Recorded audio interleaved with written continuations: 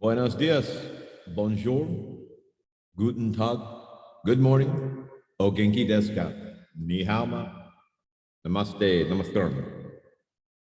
Let's begin this journey, all right? Let's talk about the state of the world, world affairs, division among humanity, the dichotomy of man, if you will. Let's talk about religion. Let's go on a journey. Keep in mind, who am I? Why are you watching this? I don't know. Why am I making this video? I don't know. Someone knows. There's a purpose to everything. I don't pretend to be that person.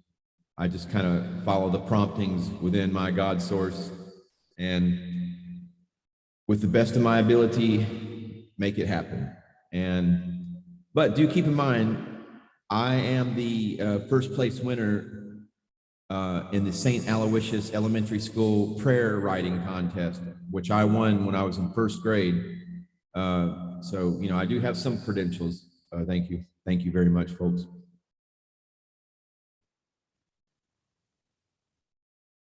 Now, look, so, I guess the video that I posted, not immediately prior to this one, that was just a little fun video that I did.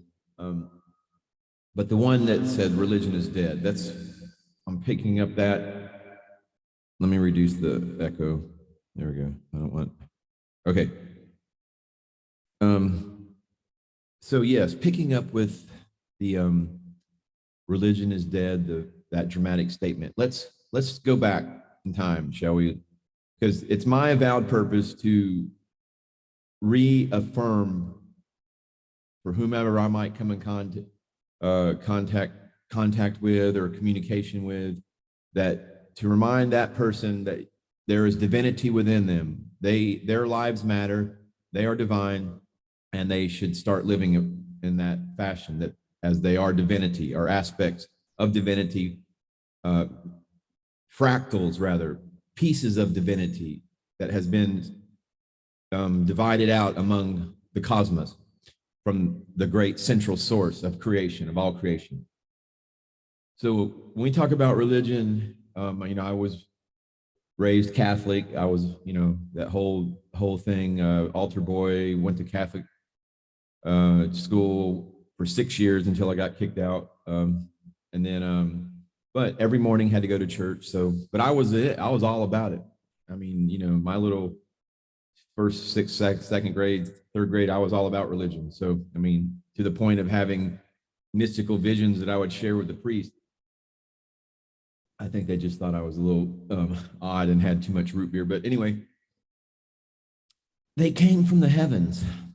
So think about, what is it in most people when they think about religion and the story of, the old times, like, Moses and whatnot, those names that we come across from the Old Testament, depending on whatever context, your religious upbringing was. I think Charlton Heston probably cemented or solidified in most people's minds the image of, the Moses and taking the people out of the bondage from the Pharaohs in Egypt and, going through the Red Sea and parting this Red Sea. But the origins, the genesis of that faith of Christianity, it dramatically is all tied up with Moses. I mean, the beginnings of it, even, leading up to when Jesus, the Christ, was born and all that timeline. However, the image of Moses and his staff and, and battling the Pharaoh's magic, it's all tied up with Egypt, the Pharaohs, the pyramids, the Hebrews, who the forefathers of the Christian faith for us here, most in the Western hemisphere and America, whatnot, but the Abrahamic faith, the people of the books, whatever, but it all started there with Moses, which the Muslims recognize all this. It's all the branches of the tree have the same trunk and root. It's important to realize that, but it all begins in this period where the Hebrews were slaves, where And the Jews, they weren't even known as Jews at this point. They were just slaves of the pharaohs to build these massive, wonders of the world, the pyramids of Giza, the Sphinx, all that stuff. And just so all of our religious heritage and spiritual knowledge and all that, it all comes back to this point. They came from the heavens. So this is from Jason Shurka, Shurka. This is from the pyramid code that he shared on and anyway, Jason Shurka, Shurka. This is from his document that he was allowed to release from the light system, Brotherhood of Light. So anyway, and the purpose and what I'm offering all this is to get people to re-examine, these sacred cows, so to speak, the religion, so to speak, and if there's any animosity between, still in this day and age between Christians and Jews and Muslims and all that stuff, there's no reason except, for everyone to be divided over this subject, except for the powers that be benefiting from keeping people divided and fragmented and in confusion and in fear and in anger. Right. So anyway, the pharaohs came to our world from another planet, from another star. They were sent here to control and change the earth and its inhabitants.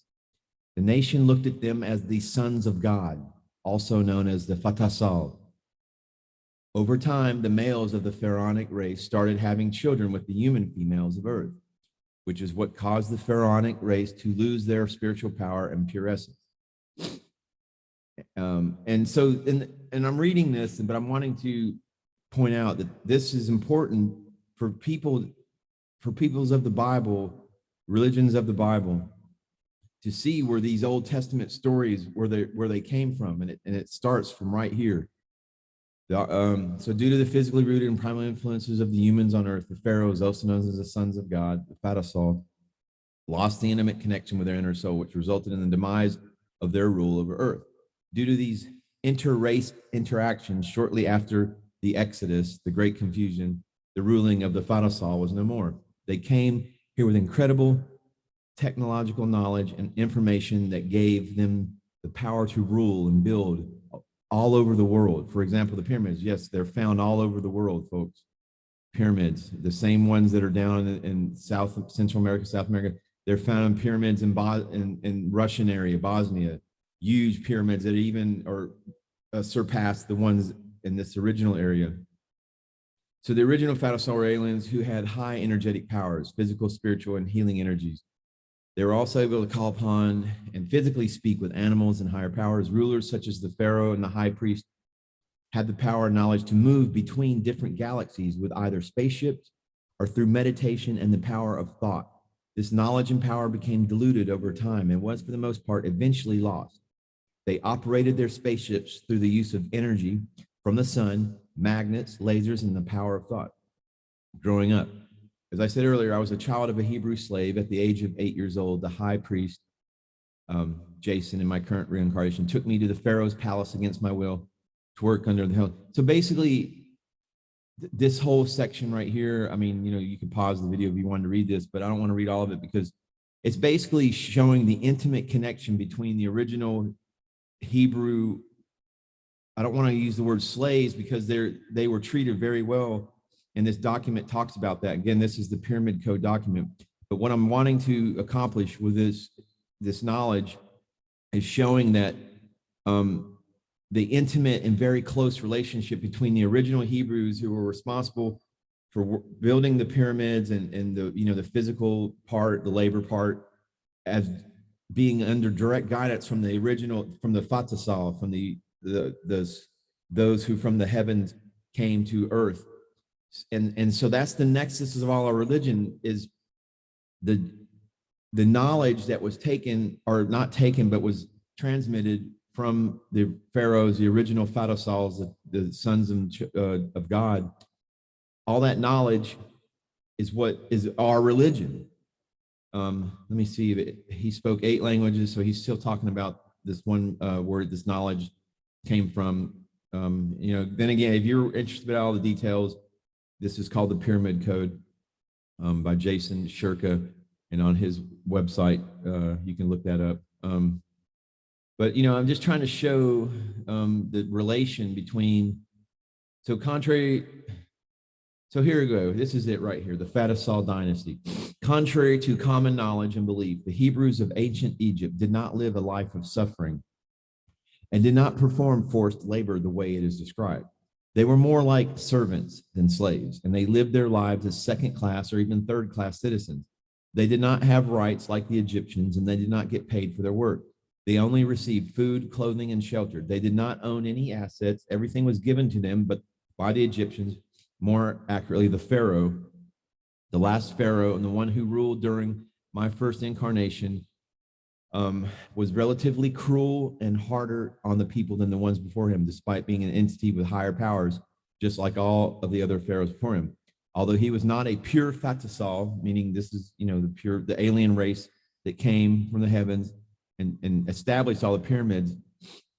The technology involved in those workings, you have to realize, is otherworldly. The technology and the abilities and the tools and the knowledge of the humans at that particular time, there was nothing that predated or led up to almost overnight being able to build these types of magnificent world structures, world class, world wonder structures. So it's talking about the relationship between the Hebrews and the Pharaohs and how they were treated, and he's going more through kind of the family. But the point is the knowledge that the Hebrews which is the origins and genesis of our religions, whether it's Christianity, Muslims, it all comes from here. So he's talking about the magical staves and bury them under the holy temple. The Torah in those days was learned as oral Torah and not the Torah that we know today. Mano and Gamma served the nation as high priests, knew how to communicate. So he's talking about the knowledge that they got from the original Fatahotap, the Pharaohs, the Hebrew peoples, right? And let's see where the priesthood. This is all fascinating information, and I'm just kind of skimming through it because I don't want to. So let's see what this says. Secretary of Defense of the Pharaoh was a man who was very close and loyal to the Pharaoh. His name was Satis, orally in my current reincarnation. He was a great warrior of note. The army symbol and the symbol of the Pharaohs was the eagle. The eagle was ruled by the Pharaohs like many other animals in the palace. The eagle symbol appeared on buildings, weapons, and also on combat helmets. In modern day, the eagle is the symbol of countries like the United States and Germany, and even Nazi Germany during the reign of Hitler. The eagle is found on many government buildings and various monuments in the world today. Yes. And where I'm going with this is to Moses. Here we go. Let me. Sorry, folks, for my. It's Monday morning after all. I shouldn't even be attempting something like this. So talking about Pharaoh's eldest daughter raised Moses, who also underwent the Baraka process under the supervision of Fatahotap. This is how Moses acquired his supernatural powers and spiritual talents to communicate with higher and supreme powers like the Pharaohs of the royal palace. Moses had magical powers. I found Moses to be a very tough and cruel but brilliant man with a special leadership talent. Everyone was afraid of him, yet everyone respected him. He escorted approximately 3 million people, 3 million people out of Egypt. I'm horrible at numbers. I've failed college algebra numerous times until I finally passed it with a D my last semester. Anyway, a lot of people out of Egypt to Israel, and journey that took 10 years as opposed to the 40 years that is written in the Torah.